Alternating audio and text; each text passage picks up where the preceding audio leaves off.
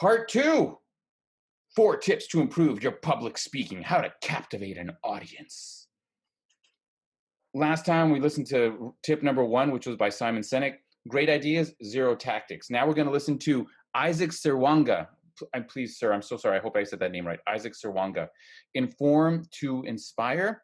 So I can virtually guarantee you this is going to be motivational speaking. And okay, Isaac, I don't know, man. Let me know. I'm pretty sure, I hope I'm wrong. You're probably going to tell a story about how you were in a situation where you were really scared and maybe you found like you just realized you had to be yourself, you know, and people respond to that. Or you're going to tell us a story about how, you know what, you were completely caught off guard and unprepared. So you decided just to like tell them a personal story and that made everyone connect with you. Something like that. Because that's the basically like, and then the moral of the story is stories really impact people. Now, he's not wrong if he does this. God, I hope I'm wrong. If I'm wrong, I promise I will keep this in here and I will say at the end, I am wrong. But way too often, people give you a really specific example of a story of a time they did something, and then you see, then they give you this platitude like, so you just got to find that story that really connects with your audience, and then that's where the conversation ends because beyond that example, they can't give you a tool. I will give you a tool at the end. I promise. I will give you a tool on how a quick and easy way to sell a story that's going to impact people. A little formula.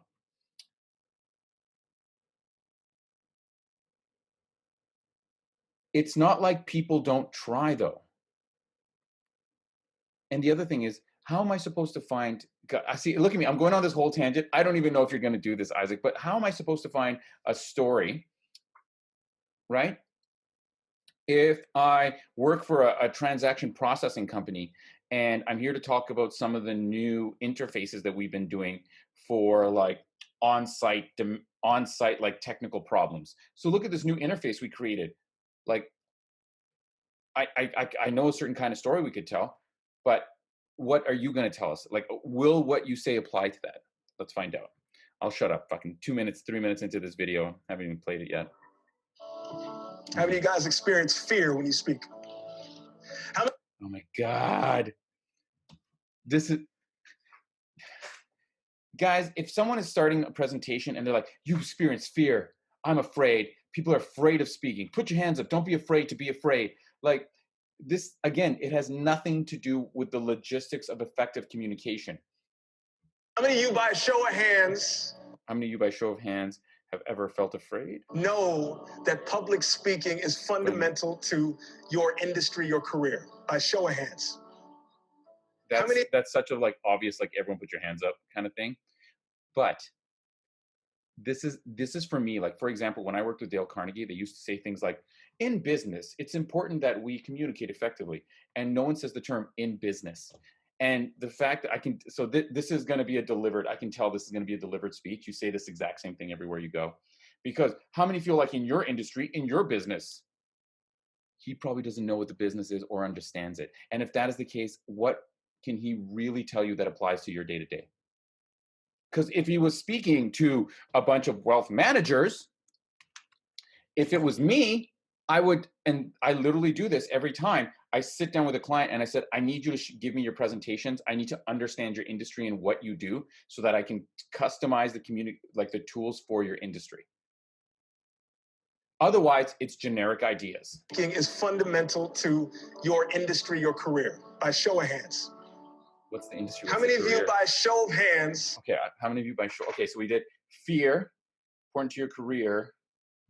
Oh, how many of you by show of hands? I'm gonna say, feel like you're holding yourself back. Honestly speaking, experience a little bit of fear when we talk about public speaking. Raise your hand. You already asked that question. And over the last 3 years, I've had the opportunity to travel the country and deliver presentations like this. And what I've picked up on is that there are certain patterns. There are certain patterns and certain skill sets that, if applied, can make a public speech amazing. can make a public speech amazing, that is the telltale sign generic. Because if he was speaking to a bunch of sales rep, he would say, so there's certain tactics you can apply. So when you are speaking to a group of doctors, you can use these when you have a little lunch and learn. There are tactics and there's a pattern you can apply. And remember, look at what he said. I'm hoping he's right. Certain patterns and certain skill sets. Certain patterns and skill sets. That means that you should give me some sort of a tactic, because a skill is learned over time, which means you have to be able to practice it. And you cannot practice finding good stories. You can practice specifics to play with stories, and I'll show you that at the end. But let's see. That if applied can make a public speech amazing. This guy probably did Toastmasters. If you follow these principles that we're going to talk about today, I don't care what industry you're part of. I don't care what work you're in. I don't care what year you are. I don't care how old you are. I believe if you apply these principles today, you can literally transform where you are and take the journey to where you want to be. Again, this is you can tell this, right? You're like, yeah, okay, good. This is totally generic self-help stuff. Straightforward. I believe there's 3 principles, 3 A's of public speaking. Didn't Simon Sinek say something about like if they're doing all the talking?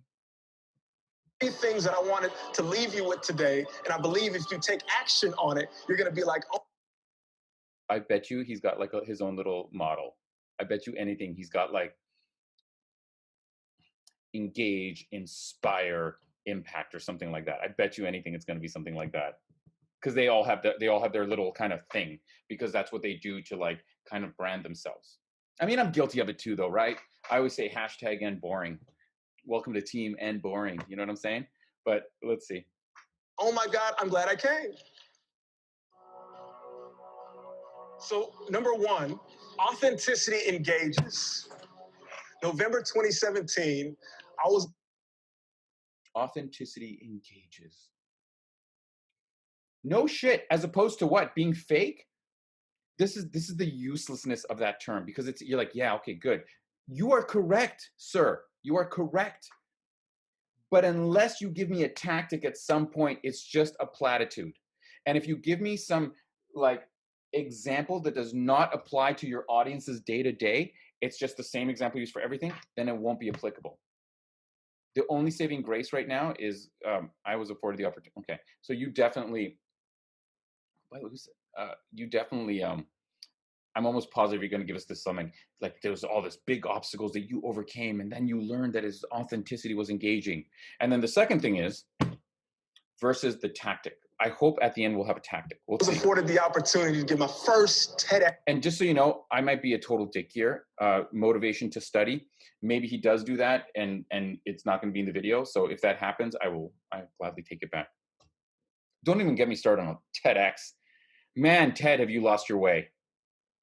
I'm just getting all triggered now. X talk. And man, can I tell you, I was excited. You got to imagine a young professional starting out, ready, 26 years old. And I want to make this very clear. So I'm thinking to myself, and young professional starting out 26 years old, and he's doing a TEDx talk. And I'm probably it's going to be about leadership or communication or finding your passion. So this is literally, that's all he's done. What I used to do is when I prepare, I would give a talk at least 100 times before I give it. Write that down. I give it mentally. I give it out. I talk to people conversationally in the shower. I'm like, okay, this is okay. All right, I'm gonna do this, right? Yeah. Totally pre-planned joke. I would like to give you some credit, sir, because saying practice a lot is useless. Everyone practices a lot. Everyone knows they should practice more. But what you said there, practicing in conversation, is the actual good way to practice. It's an actual thing that anyone can do. So what I tell people is that you want to have the perfect, you got it when you can sneak it into a conversation and nobody realizes it. When I practice my seminars, like, so for example, I was recently having to learn about aquatic biology for this postdoctoral program. And dude, I was looking at these slides and it was just chemistry. Like, it was just, oh my God, it was so hard to do. So I would pick up an idea, I'd go on Wikipedia, I'd research it. And then the next day I would actually go and people like, hey, what you been up to lately? you ever heard of this is it? Like, and I bring up a term that I learned. I've forgotten it all now because the presentation's done. And I kind of sneak it into my conversation. That is a useful tactic. And I think to myself, PowerPoint or no PowerPoint? That's all I'm thinking. I'm like, okay, if I give this presentation, should I use the PowerPoint behind me? Or should I just use me? Or should I use the PowerPoint? So I'm researching and I'm watching. I've watched more TED Talks than you could possibly imagine. Why are TED Talks the standard for public speaking? Like, not that they're not good. I mean, they used to be good. Now, because there's like everybody and their mom can do a TEDx, they're just becoming like woo. They used to be about like science and technology and real thought leaders. Again, I'm going to have to do a video about TEDx because I feel like TEDx has lost their way. All right. Still on part 2. I guess this is going to be a 4-part video series. I will give you a story thing, though, at the end of this video. And I'm like, okay, they do this, they do that. Okay, I've seen good ones with the PowerPoint. I've seen good ones without. And what I noticed is I said, you know what? I'm going to ask my closest friends and family. I'm going to take a poll. 12 people that I love, that know me well. I said, sister, and I think, should I use a PowerPoint? And if we just watch him for a minute, I mean, he's very good with his things, but this looks to me like it's very pushed, and delivered. But I will give you something he's doing well. And if Janine Driver, the human lie detector, she wrote a book called You Can't Lie to Me. She talks about the belly button rule. And she says when people are scared, when people are nervous, by the way, I'm almost like, it's probably like half the people said yes, use PowerPoint, half the people said no, to use PowerPoint. That could have been the whole story, but he's going on this.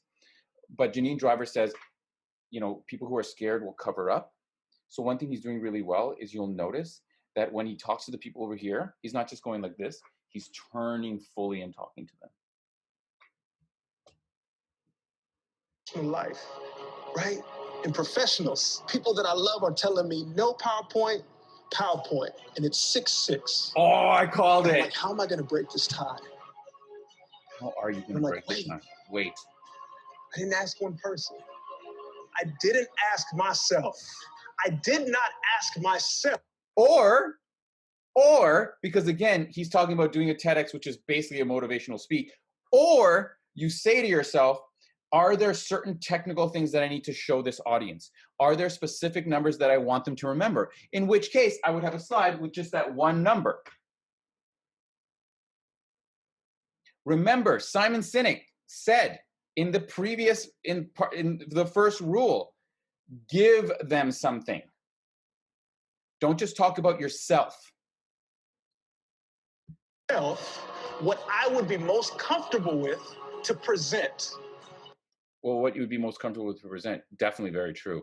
But that would also depend on what information you're presenting in the industry you're in, wouldn't it?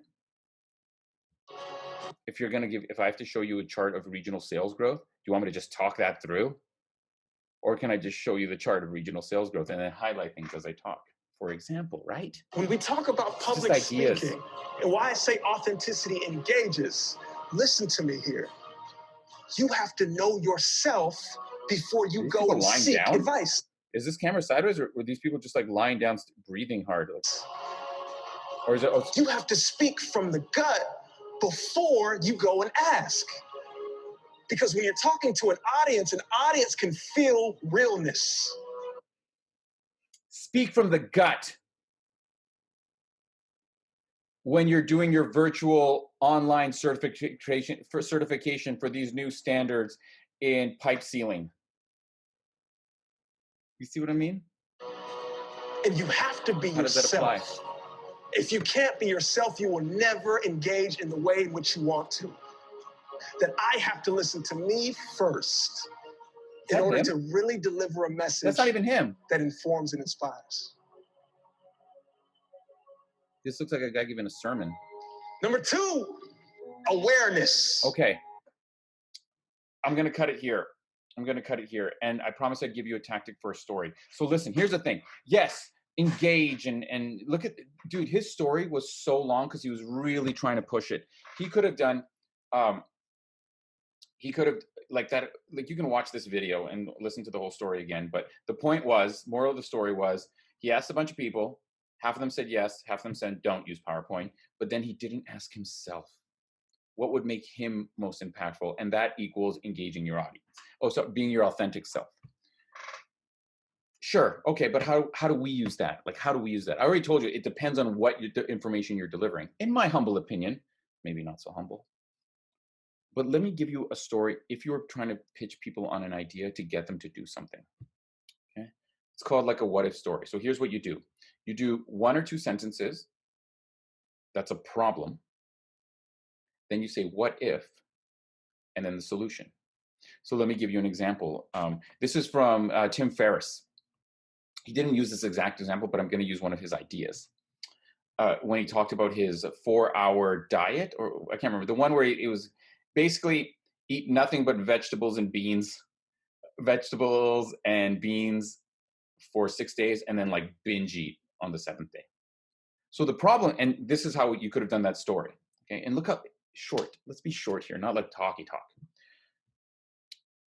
I want to eat healthy, but my motivation dies every single day because I love something sweet with my coffee. But what if there was a way that I could eat healthy, but still be able to have like my 500 calorie blueberry muffin with my coffee with cream and sugar?